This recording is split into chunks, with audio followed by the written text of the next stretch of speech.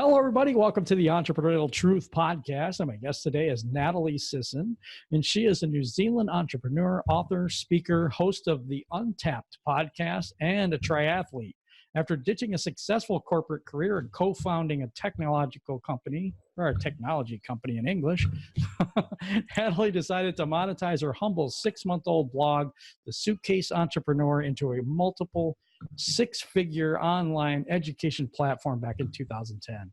In her efforts to continuously innovate, Natalie, the OG of digital nomads, has since turned that content and knowledge into 8 different revenue streams, including digital products, courses, workshops, international retreats, and coaching.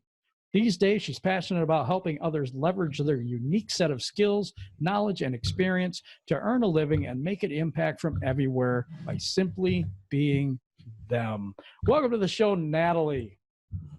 So awesome to be here. Thank you, Jim. And it was so good that I did that on the first take because I never do that. So that's amazing. That was amazing. You did incredibly well. Thank you. Thank you.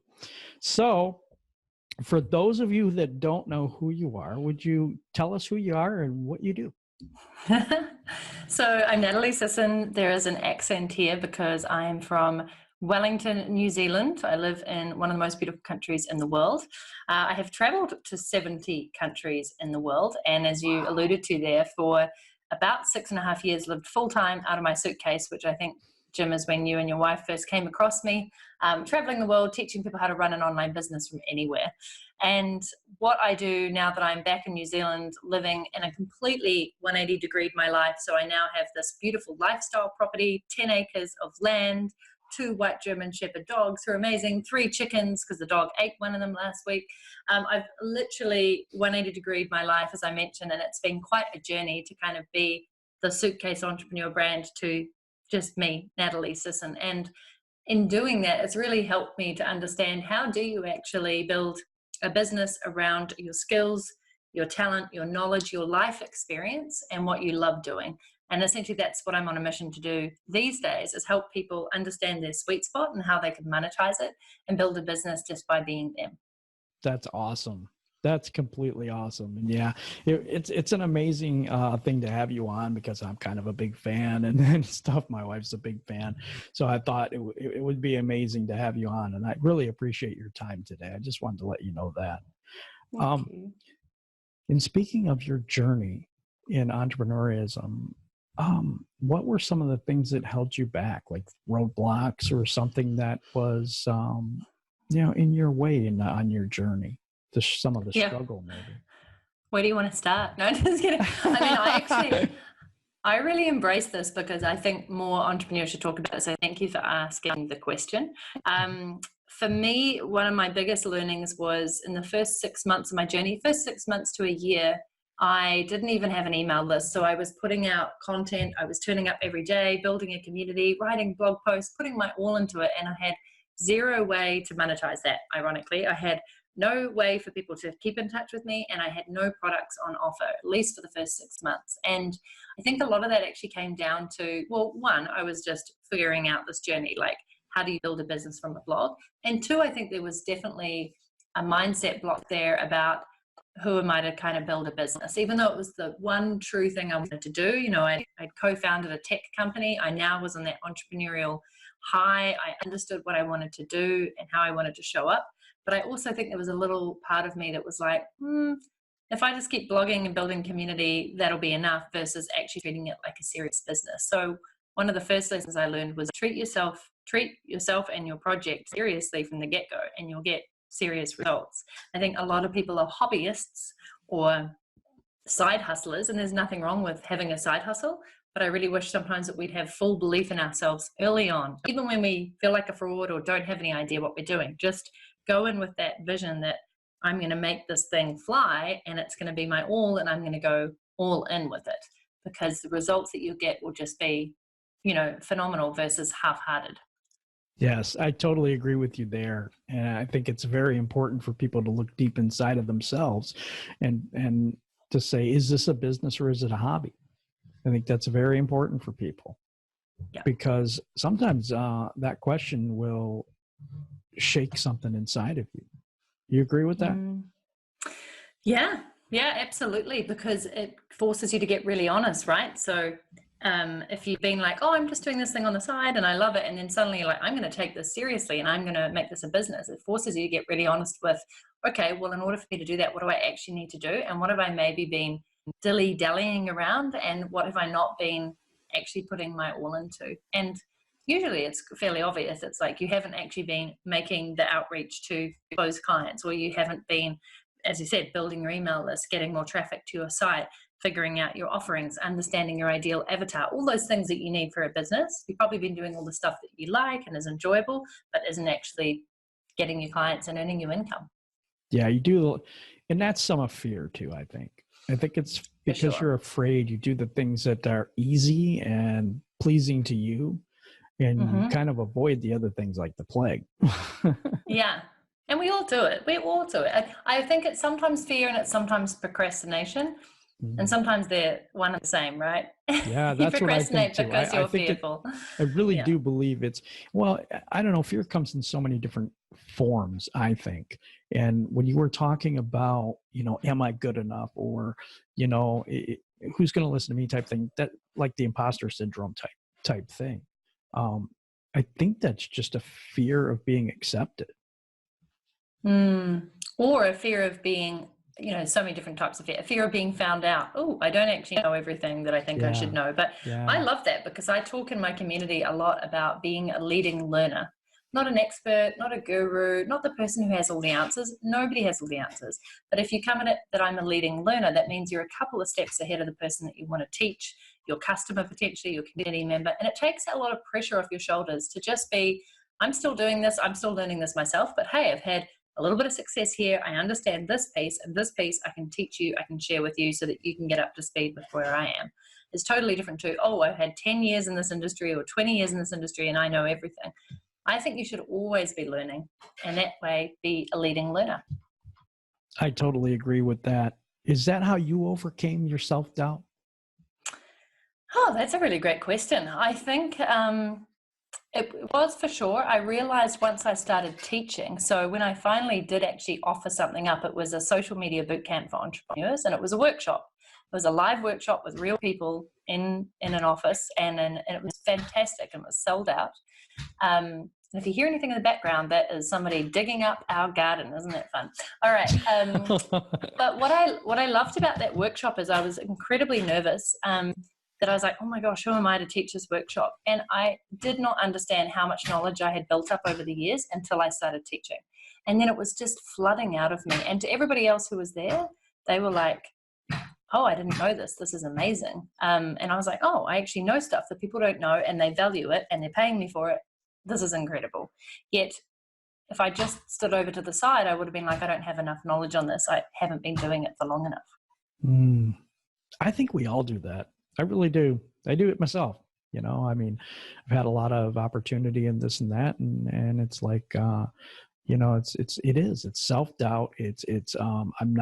I don't think I'm where I should be with audience or this or that or whatever it is, and I think we always kind of feel like we haven't quite arrived. I think maybe that's part of it. What do you think about that?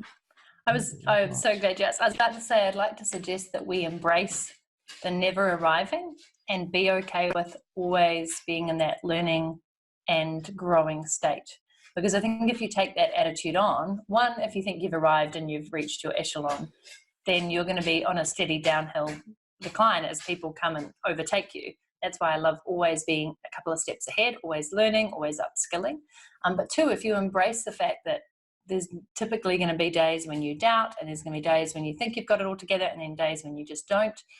I think that's a really great attitude to have, because it's life. And I remember when I was in my, so this is making me laugh now, the digging. When I was in the startup, there would be a morning where we'd go out and we'd have a client meeting, and we might have onboarded a brand new person to use our Facebook app that we were building. And we were on cloud 9. And then 2 hours later, we'd have an investor meeting that kind of didn't go anywhere, or we had somebody who didn't invest in us, and we'd be like the lowest of the low. And honestly, when they talk about that roller coaster ride, it was like that all the time. And I think as you grow in your business and you get more recurring revenue and you have better systems and you build a team and you're a little bit more stable all those things. Those are still there. They're just a little bit more, it's like a more of a gentle ride. But I think if you think it's always going to be plain sailing, you're going to be in for a shock. So the more you embrace the not knowing, the sometimes chaos, the things not always going away, and you're just like, that's it, that's life, I accept it, the more easy it is to handle and overcome them. Yeah, I love that, because it's true. You always, leaders are readers, people that learn more, get more knowledge, all that. I totally buy in. Totally buy into that. I wanted to ask you, when you were struggling, when you were just starting out, what got you over that? And I'm talking about book reading. I'm talking about mentors. I'm talking about coaching. Did you do those things? Is that what helped you? You said the seminar helped you out, that you got to be able to teach. Was there anything else? Yeah, actually, I recall a friend coming over from New Zealand, and I had a little bit of a cry in the kebab shop. I decided to shout him a kebab, and I realized how few funds I actually had, because I was getting pretty short on cash. I'd sort of self-funded up until then. And I was like having a little cry, and he's like, what is the matter? And I was like, I just don't think I'm cut out to be an entrepreneur. I don't know how my business is going to go. And he said, well, he's like, it's amazing you're giving it a shot. He's like, Nat, what's the worst that could happen? I was like, that I'd have to go back to a job. And he's like, exactly. And you can always get a job. He's like, so just, what do you, and I was like, in that moment, I was like, oh my God, that's brilliant. Like, I can always go back to a job. Pretty much there's always something you can go back to. And I was like, and that is the last thing in the world I want to do. I'd been in the corporate world. I'd done that. And I was like, no way. So it was an incentive and fire and fuel for me to go, make this work. Stop, dilly-dallying around, just get into it and make it happen, and take the low days and take the high days and take the best days and go for it. So I think it was actually moving away from what I didn't want that made me go all in on my business. I did also join a mentoring network at the time. I was in Vancouver, Canada, and that was helpful. I actually got a male mentor, and it was just really useful in the tech industry.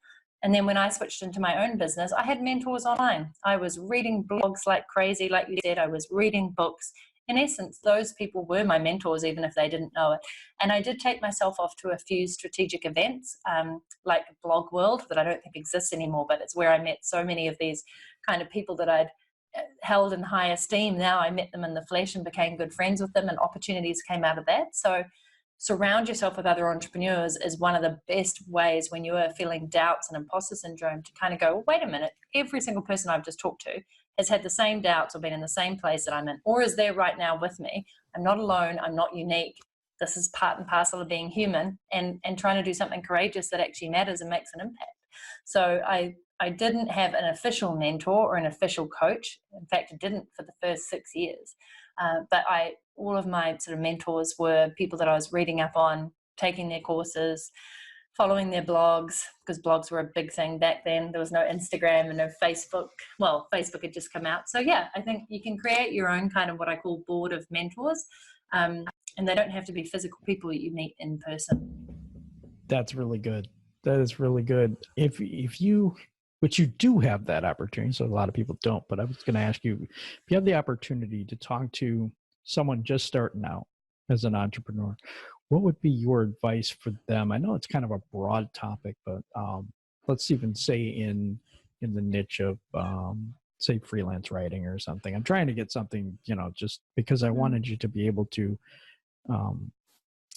tell them what would be their first steps. What do you think should be their first steps? I'm a huge advocate for building a business that supports your lifestyle. So for me, the number one step I get people to do is create their perfect day and write down from start to finish. If you had no financial issues, no boundaries at all, you could wake up tomorrow being anywhere in the world doing whatever you loved and wanted to do and get paid for, what would your day look like? And I know it seems like a big ass exercise, but the reason it's so important is people don't even know what their perfect day looks like. And so they don't have anything to work towards or a real why behind why they start their business.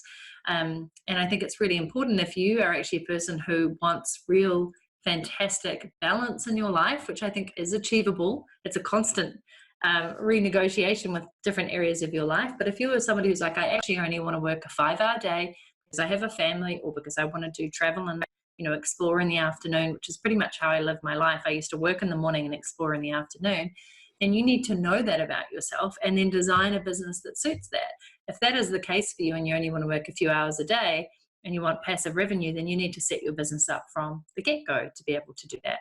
If you don't like dealing with customers and you don't like speaking or you don't like being the front face of your business, then freelance writing may be great for you because you're doing a lot of, writing behind the scenes. You can do it on your own time with just a laptop in a cafe, etc. So I think you need to really know yourself and you need to know what your ideal day looks like, and then you can engineer your business to support that.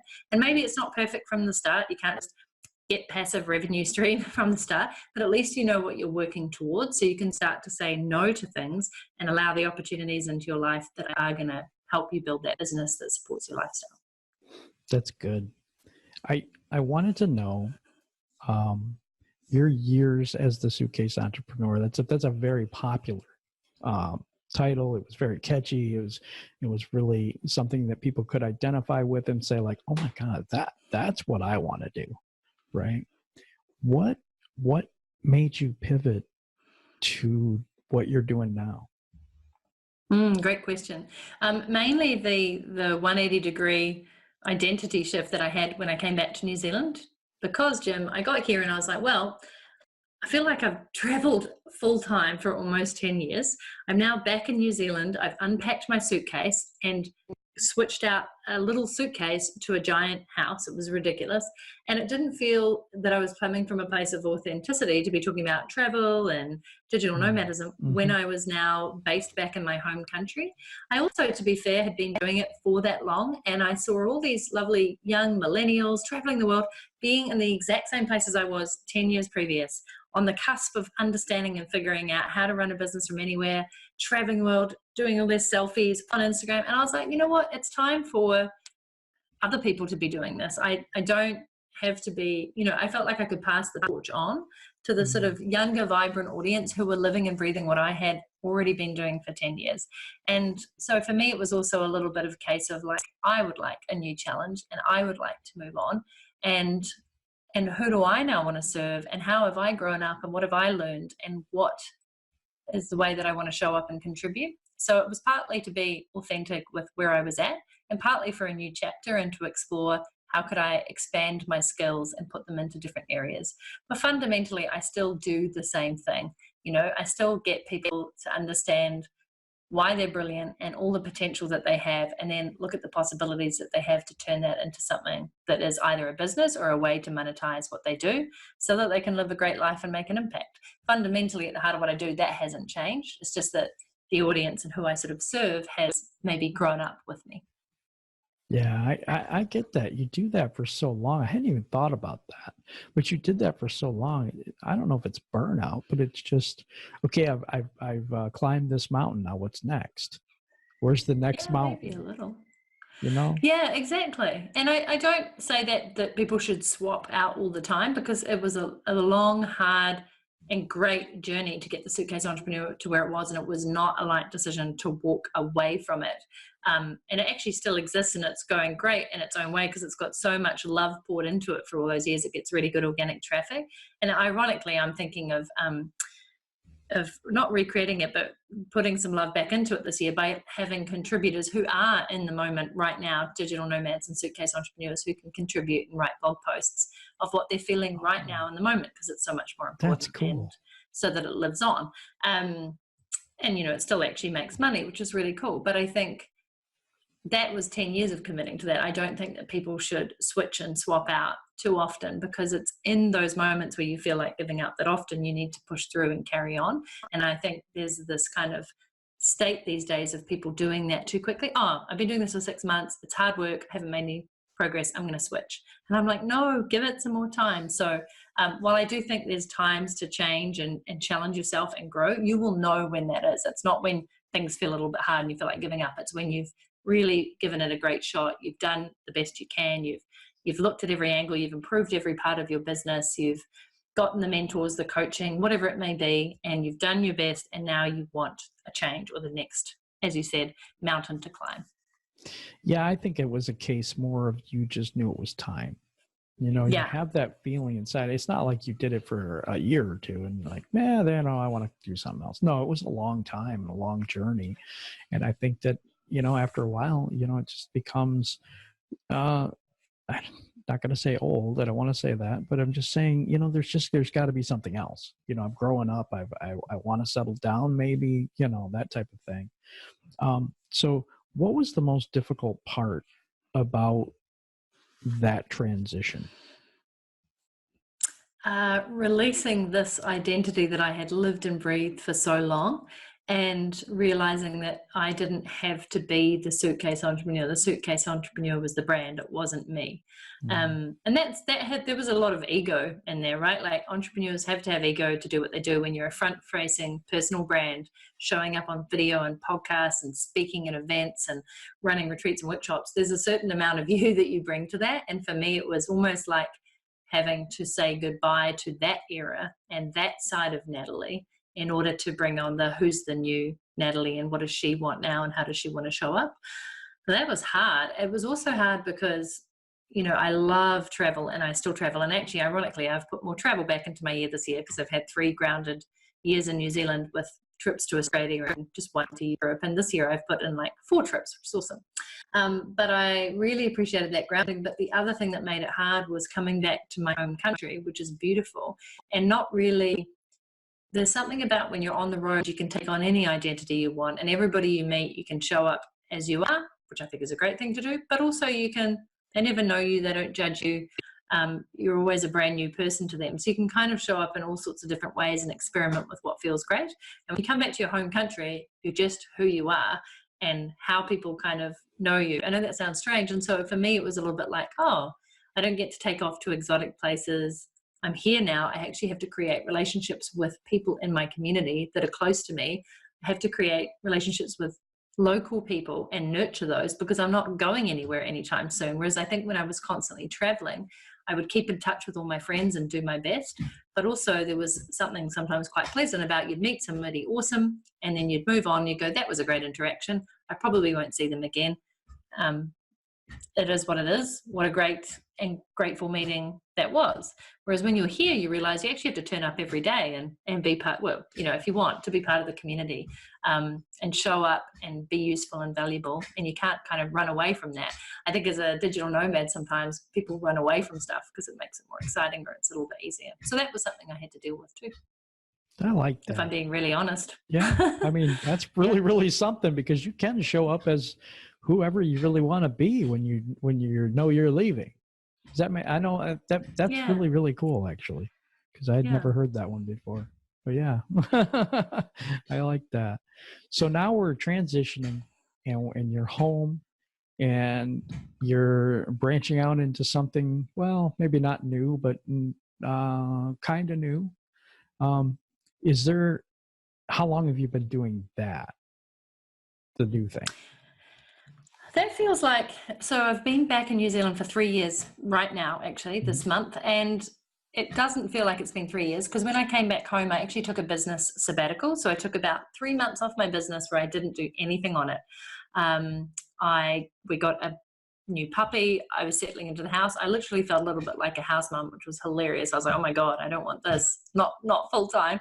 I was also settling back into a new country, finding myself. And then I took some time to just learn some things, upskill, and actually then launch my book, which I had pre-written, The Freedom Plan, and wanted to finally get it out. So a bunch of things happened when I got back here about my existing Suitcase Entrepreneur book getting picked up by a big publisher, getting a big publishing deal, and then waiting the next year for my other book to come out. So there was all this stuff going on, but it kind of felt like it was from a previous life. Like, it was great to have the Suitcase Entrepreneur go out again, but at a time where I was kind of leaving that identity behind, it was a little bit surreal. And then the Freedom Plan book came out, and while I live and breathe those values, because I'd written it about a year before and pre-marketed it 2 years before, it also felt like something that was a chapter from the past. And it was just that, I have to say, Jim, it was kind of like a year and a half or 2 years of just feeling like I was not quite going forward and not quite going, sort of stuck in between these worlds. So I really think in the last year has been the year where I've really dug in and gone, right, I'm really fascinated by the future of work. And I went back to looking at all the skills that people have come to know me for, what they appreciate about me most, where I can teach the best, where I can get the people the best results. And I just did a really good hard look and introspective reflection in many ways on who am I now? What do I want to be? How do I want to show up? And how do I make a dent in the world? And it's not been an easy journey. I certainly didn't think it would take this long to get to here. But I finally feel like as I roll into 2020, I'm pretty clear on that. I've got my ideal avatar. I've got my new audience. I've got lots of cool things coming out, but it's very much more specific now. And I understand how I want to show up. And I think that's part of the entrepreneur's journey, right? It really is. And that it's not easy. Even when you've had all this experience and you've created an amazing brand and business, it kind of feels like starting from scratch again. And now that I've embraced that, I'm okay with it. That's good. And it is. It's recreating the wheel in a way. You know, you have to. I feel like Madonna sometimes. What? I feel like Madonna sometimes because I feel like I've reinvented myself 2 or 3 times. Yeah, she definitely has done that over and over again. That's a good analogy, actually. And it is. I think that a lot of times in our business, we have something going good and it's making us money and it's doing well and all that stuff. And then to pivot out of that comfort zone, is that scary to have something that's so successful and then say, well, I think I'm going to try this new thing, because you already have your systems in place. You already have everything going right. And then we're going to try this whole new thing now. Did that happen for you or no? Yeah, for sure. I mean, I did feel like I was walking away from and made that decision to walk away from something that was very successful and I could have reignited, but I really had to just trust in my gut and intuition that it was time for me to move on and I wanted something new, and that required giving up some things and going back to some of the basics. I even tried out a job in between time, Jim, but if I'm really honest. Wow. I wanted to be part of a team again. I wanted to see what other people were doing in their business. I wanted to go into the city and be in a location where I could hang out with other people, because when you're traveling the world, you're constantly meeting people. You can either chill out by yourself or you can meet people all the time. But being back here in our beautiful lifestyle property, there was lots of room to just be by myself. And I'm a people person, and I know that I get energy with people and from people. And so for me, it was really important to not get isolated out in the country and instead go into the city. So I made a bit of a conscious decision, just because I had put my business to one side and was kind of starting from scratch, to get some financial stability, to understand what it's like in somebody else's business, to be part of a team. And the flip side of that was, so I still had my business. I was doing it in kind of like a day a week. I thought it was a good challenge. But the flip side of that is I've just left it because, left the job because, one, it gave me financial stability, but two, it just made me fall back in love with my business, and that I only ever want to be in business for myself. But I really appreciate that experiment. I viewed it as an experiment. It was quite entrepreneurial, the role I was in. And it was super well paid and there were lovely people, but I was like, boy, do I just want to be in my own business doing what I do. So in many ways, it was a fantastic way to really get clear on that. And in the meantime, it set me up financially. It gave me some great connections and contacts. I learned some cool things. And as I said, I got that awesome benefit out of it to be like, oh no, this is where I belong. So I can recommend it for some people. If you ever sometimes it might be easier in the 9 to 5. It might be easier, but it sure as hell not as purposeful in my mind, and so much more fun to chart your own journey.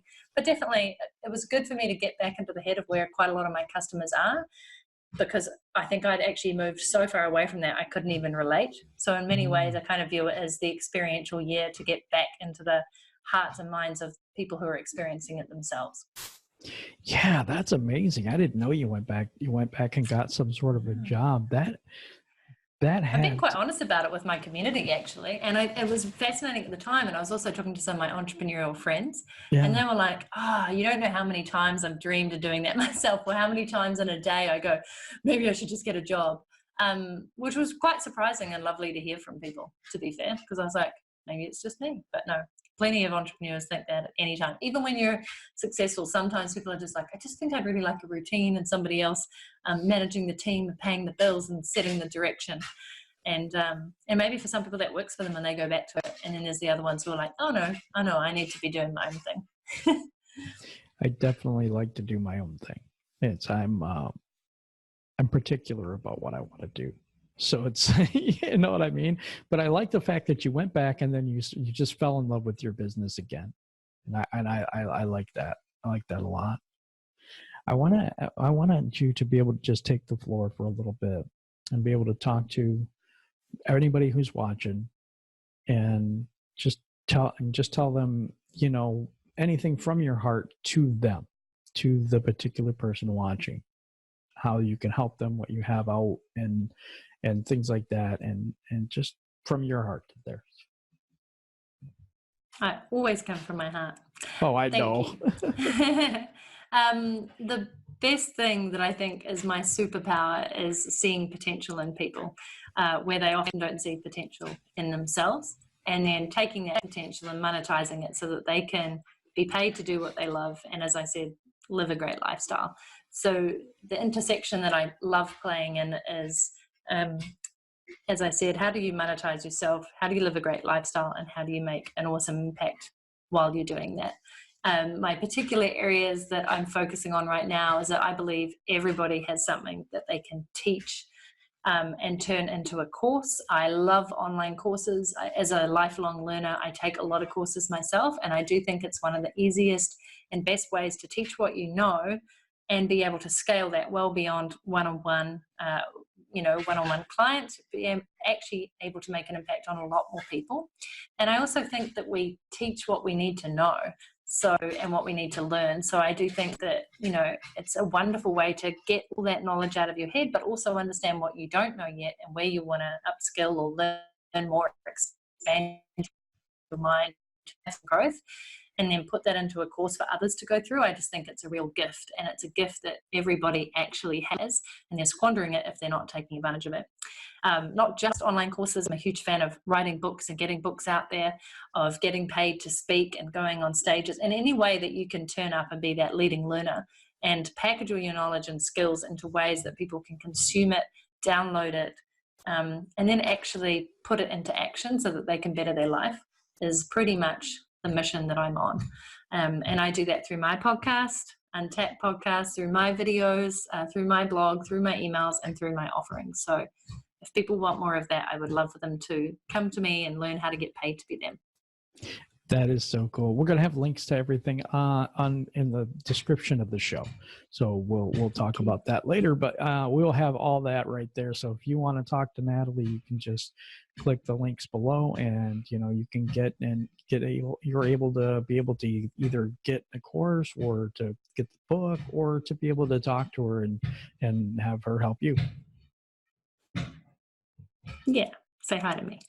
Say hi to you. I'm all over social media, surprisingly, or not surprisingly. That's where I started. So, yeah, I really appreciate you being on tonight. I really appreciate the fact that you took the time, and especially while you have so much going on. And I really appreciate this. Thank you. I appreciate it too. Thank you, Jim. All right, everybody. You have a wonderful day. Please hit the subscribe button and the little bell thing. And I really appreciate that. And you have a good day.